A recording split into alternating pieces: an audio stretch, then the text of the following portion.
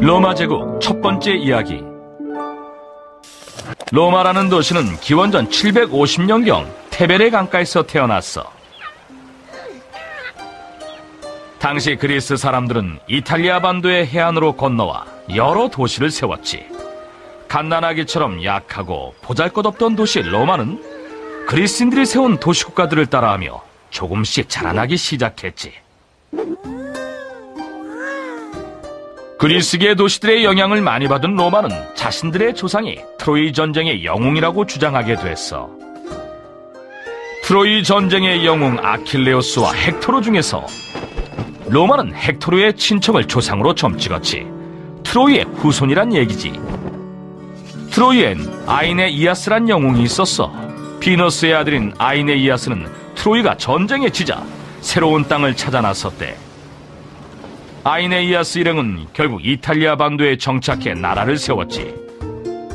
세월이 흘러 아이네이아스의 후손인 로물루스와 레무스 쌍둥이가 태어났지.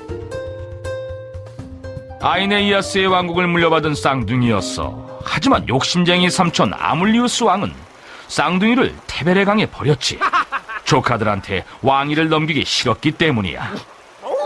전설에 따르면 버려진 쌍둥이는 암늑대 루파한테 발견됐대. 로물루스와 레무스는 암늑대의 젖을 먹고 자랐지. 청년이 된 쌍둥이는 도시를 세우고 싶어 했어. 하지만 서로 대장이 되려고 싸우다가 레무스는 목숨을 잃었지. 로물루스는 도시를 세우고 왕이 됐어. 도시의 이름은 자기 이름을 따 로마라고 지었지. 공화정 시대. 건축 초기에 로마를 다스린 건 왕이었어. 왕이 죽으면 백성들이여! 회의를 열어 새 왕을 뽑았지. 그러니까 진짜 권력을 가진 건 귀족들이었던 셈이야.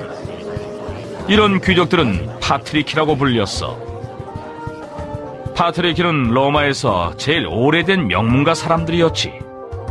파트리키 중에서도 경험이 많고 현명한 사람들은 따로 모임을 만들었고 왕의 권력을 견제했어. 이 모임의 이름이 바로 원로원이야. 기원전 510년까지 원로원과 왕은 이런 관계였지. 하지만 나쁜 왕이 백성을 괴롭히자 백성들은 왕을 쫓아냈고 다시는 왕이 나라를 다스리지 못하게 만들었어. 이제 로마는 국민이 다스린다. 로마의 공화정은 이렇게 탄생했지. 세계 최초의 공화국이 태어난 거야. 물론 가끔 문제도 생겼지만 공화정은 잘 굴러갔어. 돈과 권력을 가진 파트리키는 고대 로마의 평민인 플레부스와 종종 갈등을 빚었어. 플레부스 대다수는 부자가 아니었지만 그 숫자가 많았지. 플레부스는 더 많은 식량과 더 좋은 생활환경, 땅을 요구했어. 원로원은 로마의 발전을 위해 더 넓은 땅과 더 많은 돈이 필요하다는 걸 깨닫게 돼. 더 넓은 땅을 정복하려면 더 강한 군대가 필요했지. 로마는 이탈리아 반도를 차지하고 그리스를 정복하고 갈리아, 북아프리카의 도시국가 카르타고 그리고 지중해 연안 전체를 무력으로 정복했어. 영토가 커지고 재산은 늘었지만 나라를 다스리기는 힘들어졌어. 마마미야. 그때 혜성처럼 등장한 젊은 장군이 한 명 있었지. 나 율리우스 카이사르가 로마를 통치하겠어. 내게 맡기시오. 전쟁에만 나가면 승리를 거뒀던 카이사르는 인기가 아주 좋았어. 율리우스 카이사르는 로마의 실질적인 지배자가 됐고 로마의 정치 제도에는 커다란 변화가 일어났지. 덕분에 로마는 최고의 황금기를 맞이하게 돼. 로마 제국. 로마의 지배자가 된 율리우스 카이사르는 국민의 사랑을 받았어. 카이사르는 황제가 되기로 결심했지. 원로원은 그 결심이 마음에 들지 않았어. 귀족들의 권력이 크게 줄 것 같았기 때문이야. 공화정을 지키려는 사람들은 음모를 꾸몄고 카이사르는 원로원 앞에서 칼에 찔렸지. 아직 할 일이 많은데. 로마는 혼란에 빠졌지. 카이사르의 양자 옥타비아누스는 이 혼란을 정리하고 로마 제국의 첫 번째 황제가 됐지.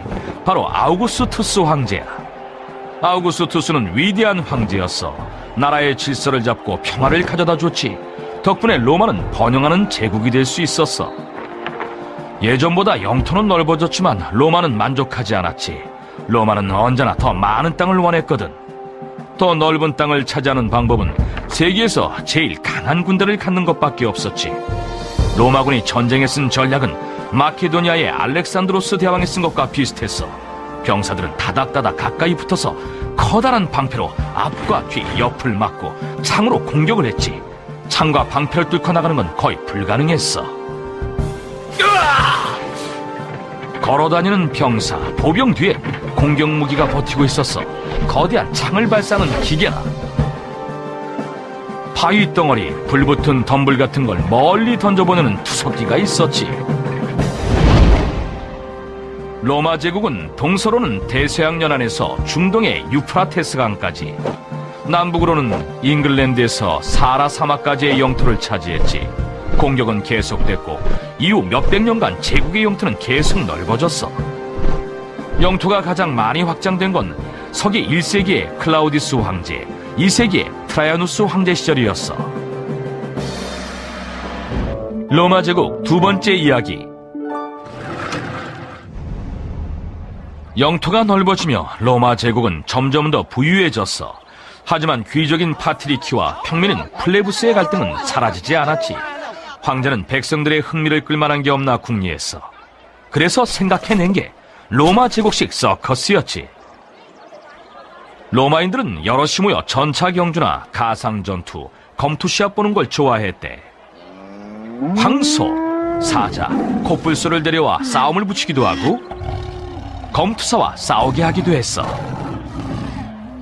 표사세요. 치열한 싸움이 벌어집니다. 어제보다 치열한 싸움, 내일보다는 덜 치열한 싸움. 표사세요.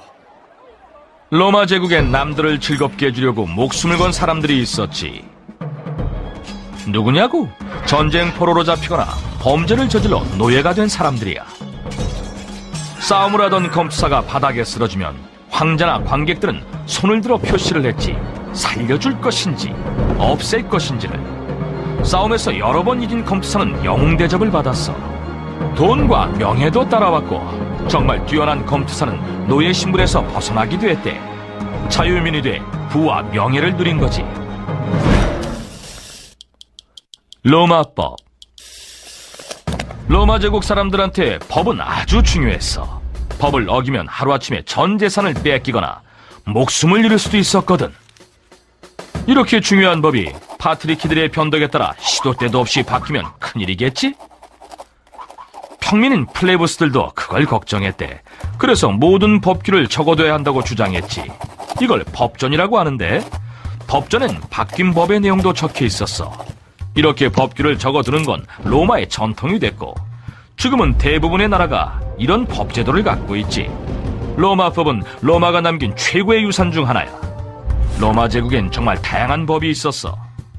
물건 사고 팔기에 관한 법, 여행, 항해에 관한 법, 결혼에 관한 법. 그 외에도 많았지. 로마인들은 한 가지 말을 사용해야 여러 민족으로 이루어진 제국이 하나로 유지될 수 있다는 것도 알았지. 로마 제국의 말은 바로 라틴어야. 라틴어는 이탈리아 반도에서 태어났고 로마 제국의 성장과 함께 제국 전체로 퍼져나갔어. 로마가 점령한 땅에서는 모두 라틴어를 쓰게 됐지. 물론 식민지가 된 땅에도 원래 쓰이던 말은 있었어. 로마인들은 그걸 야만족의 말이라고 불렀대. 거대한 제국을 유지하려면 모두가 같은 말을 써야 한다는 생각 때문에 라틴어는 수많은 민족의 말을 밀어내게 됐지. 로마가 차지한 땅이 넓었던 것만큼 라틴어는 널리 쓰였지. 유럽 여러 나라의 말이 비슷하게 들리는 건 그 때문이야. 예를 들어볼까? 안녕하세요는 라틴어로 보누스 디에스야. 스페인어는 프랑스어는, 포르투갈어는, 루마니아어는, 이탈리아어는.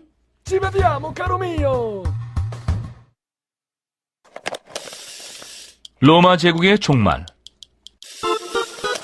로마 역사 퀴즈 시간입니다. 전 오늘의 진행자 클라우디우스 알속무스 달속무스 골치 아프디우스입니다. 그럼 오늘의 문제, 제국은 영원히 존재할 수 있을까요? 로마 제국의 영토는 이탈리아 반도를 넘어 지중해 주변으로 넓어졌고 제국엔 수많은 민족이 포함되게 됐지. 식민지가 된 땅의 민족들은 로마의 지배에 반발하기 시작했어. 3세기 말 로마 황제는 제국을 둘로 나눠 통치하기로 결정했지. 하지만 통치는 더 어려워졌어. 곳곳에서 반란이 일어나고 많은 사람이 죽고 황제들은 나라를 제대로 다스리지 못했지. 정답 아시는 분 없습니까? 네? 로마 제국의 초기, 그러니까 첫 번째 황제 아우구스투스가 로마를 다스리던 시절, 제국의 모퉁이 팔레스타인 지방에서는 예수 그리스도가 태어났어. 예수는 구원을 받고 천국으로 가는 방법을 사람들에게 가르쳤지. 그 방법은 사랑이었어. 예수의 가르침을 따르는 사람은 조금씩 늘어났고 로마인들은 예수를 정치적인 적으로 보기 시작했대. 예수는 결국 체포돼 사형을 당했지. 기독교도들은 미움을 받고 처형을 당했지만 몇백 년 후 기독교는 로마 최대의 종교가 됐어. 그 사이 둘로 나뉜 제국은 더 혼란스러워졌고, 로마 제국의 서쪽은 서기 476년 게르만족의 침략으로 멸망하게 돼. 동로마 제국, 즉 비잔티움 제국은 1453년 오스만 투르크한테 멸망을 당했지. 문제 다시 읽어드리죠. 제국은 영원히 존재할 수 있을까요? 정답은? 아니요. 정답 확인할까요? 정답은? 로마 제국도 영원하지는 않았어. 하지만 로마 제국은 지금까지도 영향을 미치고 있지. 라틴어는 여러 나라의 말의 바탕이 됐고, 로마법은 거의 모든 나라 법의 바탕이 됐고, 로마의 정치 제도도 현대 정치 제도의 바탕이 됐어. 로마 제국은 모두의 기억에 위대한 나라로 남아있지. 로마로 통하는 길은 여전히 아주 많아.